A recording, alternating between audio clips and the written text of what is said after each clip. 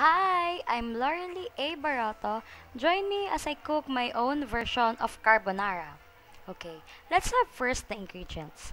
1/2 kilo of elbow macaroni, 250 ml of all-purpose cream, 370 ml evaporated milk, ham, sugar, salt, 1 medium-sized onion, diced and chopped, 2 cloves of garlic, chopped, 250-gram mayonnaise, and cheese. Cheese is just optional. Okay, let's start cooking.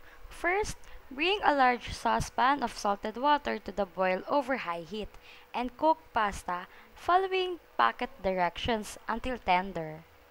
Meanwhile, saute onion and garlic together with the ham. After that, drain macaroni and add it to your sauteed ingredients. Then, add sugar and salt to taste.